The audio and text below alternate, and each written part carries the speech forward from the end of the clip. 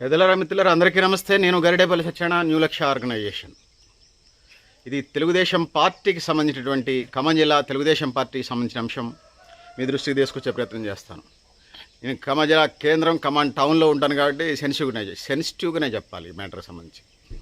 Telugu Desam party అధికారం ఉన్న రోజుల్లో ఉమ్మడి ఆంధ్రప్రదేశ్లో మరి వాళ్ళు ఒక ఎకరంలో భారీగానే కట్టుకోవచ్చు. టెక్నికల్గా కారణాలు ఏమైనప్పటికీ కూడా ఈ డిగ్రీ కాలేజ్ ఏదైతే SRNB general college Sardar Patel stadium దగ్గరలో కొన్ని గజాల్లో దాన్ని తెలుగుదేశం పార్టీ భవన నిర్మాణం చేయడం జరిగింది. స్వర్ణయుగ రోజుల్లో మరి వాళ్ళు అనుకుంటే ఆ రోజుల్లో పెద్ద భవనాలు కట్టవచ్చు, రెగ్యులరైజ్ చేసేయచ్చు. అయితే సీన్ కట్ చేస్తే 2023 ఎన్నికలకు వచ్చేసాం. 2023 ఎన్నికల్లో అప్పటికే ఆంధ్రప్రదేశ్లో ఓడిపోయి జగన్ పార్టీ అధికారంలో ఉండి గెలుపు కోసం తీవ్రమైనటువంటి ఫైట్ చేస్తున్నటువంటి క్రమంలో ఆంధ్రప్రదేశ్ పార్టీ చాలా సీరియస్గా ఉన్నది. ఆంధ్రప్రదేశ్ పార్టీ ఆ టైంలో తెలంగాణ పార్టీకి సంబంధించి అంతర్గతంగా కొన్ని ఇంటర్నల్ గైడ్లైన్స్ ఇవ్వటం, తెలంగాణ తెలుగుదేశం పార్టీ దాని మీద ఇన్స్ట్రక్షన్స్ ప్రకారం ముందుకెళ్ళటం జరిగింది. మీరు నేను మనమందరం చూసాం. సో సరే, ఎన్నికలకు సంబంధించినటువంటి ఏ జిల్లా ఏం చేసింది అనేది పత్రికలన్నీ రాసినాయి, మీడియా అంతా చెప్పింది. మీకు నాకు మనందరికీ తెలిసిన విషయం. ఇప్పుడు నేను చెప్పదలుచుకున్నది ఏంటంటే, ఇందులో ప్రధానంగా తెలుగుదేశం పార్టీ ఆఫీస్ అంటే జనరల్గా అది రెగ్యులరైజ్ అయ్యి ఉంటుంది అనుకుంటారు. కానీ అది రెగ్యులరైజ్ కాల. ఖమ్మం జిల్లా తెలుగుదేశం ఆఫీస్కి సంబంధించి ఖమ్మం జిల్లా ఆఫీస్ అదే, ఖమ్మం పార్లమెంటరీ పార్టీ ఆఫీస్ కూడా అదే నడుస్తూ ఉంటుంది. సో అయితే రెగ్యులరైజ్ కాలేదు. సో అయితే తుమ్మల నాగేశ్వరరావు గారు తెలంగాణ అగ్రికల్చర్ మినిస్టర్ పూర్వవర్షంలో రాజకీయాలు అట్లుంచితే తుమ్మల నాగేశ్వరరావు గారు గెలిచిన తర్వాత అందరినీ కలుస్తూ, తనకి మద్దతు ఇచ్చి గెలిపించిన అందరి లీడర్లను కలుస్తూ తెలుగుదేశం పార్టీ ఆఫీసుకు కూడా వచ్చి కృతజ్ఞతలు తెలియజేసే కార్యక్రమం పెట్టుకున్నాడు. ఈ క్రమంలో అక్కడ లోకల్ ఖమ్మం జిల్లా ఖమ్మం పార్లమెంటరీ పార్టీ నాయకులు ఎవరైతే ఉన్నారో దాని రెగ్యులరైజేషన్కి సంబంధించినటువంటి దృష్టి ఆయన తీసుకురావటం. తుమ్మల గారు గతంలో మంత్రిగా ఉన్నప్పుడు ఆ పార్టీ ఆఫీస్ శంకుస్థాపన చేసింది, తనకు అంతా తెలుసు కాబట్టి దానికి సంబంధించిన కాగితాలు తీసుకురండి, నేను రేవంత్ రెడ్డి గారితో మాట్లాడి రెగ్యులరైజ్ చేస్తారని చెప్పేసి తుమ్మల నాగేశ్వరరావు గారు ఎన్నికలు అయిన తర్వాత హామీ నిలబెట్టుకునే ప్రయత్నం అయితే తన వైపు నుంచి చేశారు. సో అది అట్లా నడుస్తూ ఉంటే దాదాపుగా 2 సంవత్సరాలు వెళ్ళి ఆయన హామీ ఇచ్చిండు. ఎన్నికల్లో తుమ్మల నాగేశ్వరరావు గారికి తెలుగుదేశం పార్టీ మద్దతు ఇచ్చినట్టుగా మనకి పత్రికల్లో చూసినా, టీవీలో చూసినా కనిపించింది. నాకు దాని మీద పెద్ద అదే సెన్సిటివ్ మ్యాటర్ కాదు, అట్లానే సీరియస్ మ్యాటర్ కాదు. రాజకీయ పార్టీలు కొన్ని నిర్ణయాలు తీసుకుంటాయి. ఖమ్మం అసెంబ్లీ సెగ్మెంట్లో తుమ్మల నాగేశ్వరరావు గారికి తెలుగుదేశం పార్టీ మద్దతు ఇచ్చిందనేది అందరికీ తెలిసిన విషయమే. సో ఈ క్రమంలో ఆయన రుణం తీర్చుకునేటువంటి కార్యక్రమంలో పార్టీ ఆఫీస్ రెగ్యులరైజ్ చేస్తున్నట్టు దానికి సంబంధించిన కాగితాలు తీసుకురామని చెప్పటం ఆ విధంగా జరిగింది. సో ఈ క్రమంలో 2 సంవత్సరాలు వెళ్ళి 3వ సంవత్సరం కూడా నడుస్తూ ఉంది. ఈ క్రమంలో Telugu Desam TNTC trade union leader ఓ ప్రెస్ మీట్ పెట్టి తుమ్మల గారు మాకు ఇచ్చినటువంటి హామీని నెరవేర్చలేదు అన్నటువంటిది ఆ ప్రెస్ మీట్ వెళ్ళినప్పుడు తుమ్మల గారికి సంబంధించి రాష్ట్ర కార్యక్రమాల్లో బిజీగా ఉన్న క్రమంలో తుమ్మల యుగుంధర్ గారు, అంటే యుగుంధర్ అన్న అనటం సాధ్యం కాదు జర్నలిజం భాషలో, యుగుంధర్ గారు సో ఆ ట్రేడ్ యూనియన్ లీడర్ని పిలిపించే కార్యక్రమం చేశాడు. సో ఎందుకంటే చేయడానికి సిద్ధంగానే ఉన్నారు, చాలా చేసుకుంటూ వెళ్తూ ఉన్నారు అవకాశం ఉన్నంత మేరకు. సో అవకాశం ఉన్నంత మేరకు వివాదాలు లేనటువంటి వాటికి సంబంధించి, అంటే జనరల్గా భూములకు సంబంధించి, ఇక పార్టీ ఆఫీస్ అంటే రెండో వివాదాలు ఉండవు కాబట్టి రెగ్యులరైజ్ చేయడం ఈజీ. సో ఈ క్రమంలో ఆ ట్రేడ్ యూనియన్ అండ్ టీంని పిలిచినటువంటి క్రమంలో ఆ రోజు 4 గంటలకి అపాయింట్మెంట్ ఇచ్చారు యుగుంధర్ గారు. ఈ క్రమంలో ఆ ట్రేడ్ యూనియన్ లీడర్, ఇతర లీడర్లు అందరూ కలిసి గ్రూపులకు అతీతంగా తెలుగుదేశం పార్టీ ఉన్నప్పుడే, హవా ఉన్నప్పుడే తుమ్మల నాగేశ్వర గారి గ్రూపు, కోనేరు నాగేశ్వర గారి గ్రూప్ అనేది అప్పుడు ఉండేది. సరే ఉందా లేదా అంటే అప్పుడు రాజకీయాలు అట్లా అనుకునేవాళ్ళు. సో ఏది ఏమన్నప్పటికీ కూడా సహజంగానే వామపక్షాల్లో 2 గ్రూపులు ఉంటున్నాయి. ఏ రాజకీయ పార్టీలో అయినా కాంగ్రెస్లో చాలా గ్రూపులు ఉంటాయి, ఎమ్మెల్యే గ్రూపు, ఎంపీ గ్రూపు, మంత్రి గారి గ్రూపు, ఆ గ్రూపులు ఉంటుంటాయి. తెలుగుదేశం కూడా జనరల్ గ్రూపులు ఉంటాయి, 2-3 గ్రూపులు ఉంటాయి అనుకుంటారు. చాలా పెద్ద పార్టీ కాలక్రమంలో స్వర్ణయుగం నడిచినటువంటి రోజుల నుంచి ఇలా కష్టకాలంలో పార్టీ నడుస్తుంది. ఆంధ్రప్రదేశ్లో ఉన్న తెలంగాణ శాఖ కొన్ని ప్రత్యేక పరిస్థితుల్లో ఉన్నటువంటి పరిస్థితి ఉంది. ఈ క్రమంలో తుమ్మల యుగుంధర్ గారు రెగ్యులరైజేషన్ కోసం వాళ్ళని పిలిస్తే సో వాజ్పేయికి బీజేపీ పార్టీ అట్లను, తెలంగాణ తెలుగుదేశం పార్టీకి బక్కా నరసింహులు గారు అట్లనే. సో మేము చూసుకుంటాంలే అని 4 గంటలకు అపాయింట్మెంట్ ఇచ్చారు తుమ్మల యుగుంధర్ గారు. సో మేము చూసుకుంటామని రాష్ట్ర పార్టీ నుంచి ఉన్నోటల్లో 3 గ్రూపులు ఉన్నాయట. పేర్లు నేను అసలే కష్టకాలంలో నడుస్తున్న పార్టీ, నేను దాన్ని ఇంకా మరింత ఇబ్బంది చేసే ప్రయత్నం చేయను. సో తెలుగుదేశం ఆఫీస్ రెగ్యులరైజేషన్కి సంబంధించిన అంశాలే మీ దృష్టికి తీసుకొచ్చే ప్రయత్నం చేస్తాను. సో ఈ క్రమంలో స్టేట్ సెంటర్ నుంచి బక్కాని నరసింహులు గారు ఫోన్ చేసి మేము చూసుకుంటాంలే అనటం వల్ల ఖమ్మం పార్లమెంటు పార్టీలో ఖమ్మం హెడ్ క్వార్టర్లో ఉన్నటువంటి 3 గ్రూపుల వాళ్ళు ఆగిపోయారు. ఎవరో ఒకళ్ళు ఇంటిమేషన్ చేశారు. వెళ్ళి కలిస్తే అడగందైనా అమ్మాయిని అన్నం పెట్టదంటారు. సో అధికార పార్టీ దగ్గరికి వెళ్ళి పని చేసుకోవాలి, తుమ్మల నాగేశ్వరరావు గారు అయ్యాలన్నారు.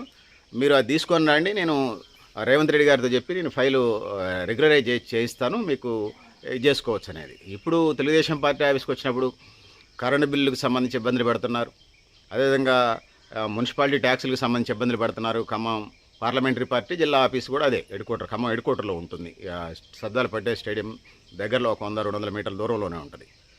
ఇంకా చెప్పాల్సి వస్తే టీఎన్జీఎస్ ఫంక్షన్ హాల్ అనుకునే ఉంటుంది. ఇబ్బందులు పెడతా ఉన్నారు. చాలామంది లీడర్లు జేబులో డబ్బులు పెట్టి చేసే కార్యక్రమం చేస్తూ ఉన్నారు. ఇక్కడ నేను ఇంకా చెప్పదలుచుకున్నది ఏంటంటే, తెలుగుదేశం పార్టీ ఆఫీసు రెగ్యులరైజ్ అయితే ముందు ఒక 5 షట్టర్లు 10 షట్టర్లు వేసుకోవచ్చు అటుపక్క ఇటుపక్క. ఎందుకంటే నాకు తెలిసి తూర్పు ఫేసింగ్ అటంటే రోడ్ ఫేసింగ్ ఉత్తరం పడమర ఫేసింగ్, ఉత్తరము పడమర ఫేసింగ్ షట్టర్లు వేసుకునే అవకాశం ఉంది తెలుగుదేశం పార్టీ లోకల్ పార్టీ. వేసుకోవటం వల్ల వాళ్ళకి కరెంటు బిల్లు సమస్య ఉండదు, ఆఫీసు బిల్లుల సమస్య ఉండదు, స్వీపర్లకు సంబంధించినటువంటి సమస్య ఉండదు, ఆఫీస్ బాయ్కి సంబంధించినటువంటి సమస్య ఉండదు. సో ఆ విధంగా మెయింటెనెన్స్ నడుపుకోవడానికి ఆస్కారం ఉంటుంది. మనం చూస్తూ ఉన్నాం, వాళ్ళ ఆఫీస్ని కాంగ్రెస్ వాళ్ళు, ఖమ్మం జిల్లా కాంగ్రెస్ వాళ్ళు సంజయ్ రెడ్డి భవన్ నడుపుతూ ఉంటారు. పాత బస్ స్టాండ్ దగ్గరలో ఉంటుంది, 100 మీటర్ల దూరంలో 50 మీటర్ల దూరంలోనే ఉంటుంది. దానికి సంబంధించి షట్టర్లు ఉన్నాయి. ఆ షట్టర్ల ద్వారా వచ్చేటువంటి కిరాయి ఏదైతే ఉందో జిల్లా పార్టీ ఎవరు అధ్యక్షుడు ఉంటే వాళ్ళు చేస్తారు. పార్టీ ఫోన్ బిల్లులు, పార్టీ టీ బిల్లులు, పార్టీ ఆఫీస్కి సంబంధించి నడిపేటువంటి స్టాఫ్ ఏదైతే ఉంటాయో యూడీసీలు, లేకపోతే కంప్యూటర్ ఆపరేటర్లు, సో ఇద్దరు స్వీపర్లు, ఆడపిల్లలు ఉంటారు, అన్న అంటారు ఎప్పుడైనా వెళ్ళినా. దాంతో పాటుగా ఇంకా అనేక జిల్లా పార్టీ ఆఫీసుకు సంబంధించినటువంటి అధ్యక్ష పెట్రోల్ బిల్లు, కారు డ్రైవర్ సంబంధించినటువంటి బిల్లు, ఇవన్నీ నడుస్తూ ఉంటాయి. ఆ విధంగా అందరి దగ్గరికి వెళ్ళడానికి ఆఫీస్ ఫంక్షన్కి ఈజీగా ఉంటుంది. తెలుగుదేశం పార్టీ ఖమ్మం జిల్లా తెలుగుదేశం పార్టీ ఆఫీసు కూడా రెగ్యులరైజ్ చేయటం వల్ల ఆ విధంగా 4 షట్టర్లు వేసుకున్నా 8-10 షట్టర్లు వేసుకుంటే కిరాయి వస్తుంది. తెలుగుదేశం పార్టీ ఆఫీసు కూడా మంచిగానే కార్యక్రమాలు చేసుకునే అవకాశం ఉంటుంది. ఆఫీస్ బాయ్కి జీతాలు ఇవ్వచ్చు, స్వీపరు ఎవరైనా ఆడపిల్లలు ఎవరైనా ఉంటే, సోదరిమణులు ఎవరైనా ఉంటే ఆడపిల్లలకు సంబంధించి వాళ్ళకి జీతం ఇవ్వచ్చు. దాంతోపాటుగా కరెంటు బిల్లు వస్తూ ఉంటుంటాయి. సో ప్రతి సంవత్సరం నీళ్ల పన్ను, ఇంటి పన్ను సహజంగా అన్నిటికి వచ్చినప్పుడు ఆ ప్రాంతానికి సంబంధించి వస్తుంది. అది కమర్షియల్ జోన్లో ఉందా, డ్వెల్లింగ్ హౌసెస్ జోన్లో ఉందా అనేది దానికి సంబంధించినటువంటి మున్సిపల్ సంబంధించిన అధికారులు తెలియజేయాల్సిన అవసరం ఉంది. సంబంధించిన పార్టీ తెలుగుదేశం పార్టీ లీడర్లకు కూడా తెలుస్తుంది. సో ఇది పరిస్థితి.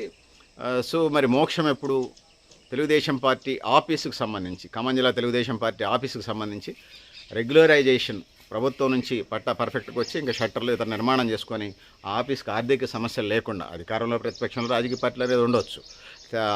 ఆంధ్రప్రదేశ్లో ఇప్పుడు అధికారంలోకి ఉంది కూటమిగా, మళ్ళీ కూడా అధికారంలోకి వచ్చే పరిస్థితుంది. ఒకవేళ ఏమైనా జరిగినా కూడా ఒక టర్మ్ పోయినా కూడా ఇంకో టర్మ్ రావడానికి ఆస్కారం ఆంధ్రప్రదేశ్ సంబంధించి. తెలంగాణ శాఖను కూడా రన్ చేయడానికి అధినాయకత్వం సిద్ధంగా ఉంది. దానికి సంబంధించి భవిష్యత్తులో జూనియర్ ఎన్టీఆర్ వస్తారంటారు, లేకపోతే ఇంకా చాలామంది మహానాడులో కానీ తర్వాత ఎన్నికల నాటికి మరింతమంది బీసీ, ఎస్సీ ఇతర లీడర్లు వస్తారని చెప్తా ఉన్నారు. తెలుగుదేశం పార్టీకి ఇన్సూరెన్స్ అనేది దేశానికే రోల్ మోడల్గా ఉన్నది. ఎందుకంటే కేడర్కి ఏదైనా జరిగితే 5-7 లక్షలు ఇన్సూరెన్స్ ఇస్తారు. మిగతా చాలా ఆ పార్టీలో జెండాలు మోసి జీవితకాలం అందులో అనేక రకాలైనటువంటి కేసులు, గొడవలు, కొట్లాట్లు, దెబ్బలు, అన్నీ లాఠీ చార్జీలు, దెబ్బలు తిన్నా కూడా చాలా దానం ఖర్చులకు కూడా డబ్బులు లేని పరిస్థితి. తెలుగుదేశం పార్టీ కార్డర్ పాలసీ ఏదైతే ఉందో, న్యాచురల్ డెత్కి ఇతర యాక్సిడెంటల్ డెత్కి ఏది ఉన్నా ఖచ్చితంగా 5-7 లక్షలు ఇస్తున్నట్టు కార్యక్రమం ఉన్నది. సో దాంతోపాటు తెలంగాణ తెలుగుదేశం పార్టీ ఇప్పటికే 1,00,000 నుంచి 1,20,000 పైగా సభ్యత్వం అయితే ఉన్నది. పసుపు సైనికులు అయితే ఉన్నారు తెలంగాణ శాఖకు సంబంధించి. సో అందులో చాలా ఉన్నటువంటి ఉమ్మడి 10 జిల్లాల్లో, లేకపోతే ఉన్నటువంటి 33 జిల్లాల్లో ఖమ్మం జిల్లా చాలా కీలకమైంది. కాబట్టి అసలు లేకపోతే కిరాయిలకు తీసుకొని నడపడం ఒక భాగం, ఉన్నదాన్ని రెగ్యులరైజ్ చేసుకొని 4, 5, 10 షట్టర్లు వేసుకొని దాన్ని కిరాయిలకు ఇస్తే సెంట్రల్ జంక్షనే. ఆ విధంగా వచ్చే కిరాయిలతో ఆఫీస్ ఫంక్షన్ చేసుకోవచ్చు. రాజకీయ ఉద్యమాలు మరిన్ని తెలుగుదేశం పార్టీ చేసుకునే అవకాశం ఉంది. చాలామంది తెలుగుదేశం పార్టీ లీడర్లు, సీనియర్లు ఉన్నారు. చాలామంది ఇప్పటికీ కష్టకాలంలో ఉన్నా కూడా ఆ పార్టీని నమ్ముకొని క్యాడర్ ఉన్నది, లీడర్లు కూడా ఉన్నారు. సో ఇది పరిస్థితి. మరి తెలుగుదేశం పార్టీ రెగ్యులరైజేషన్ మోక్షం ఇప్పుడు.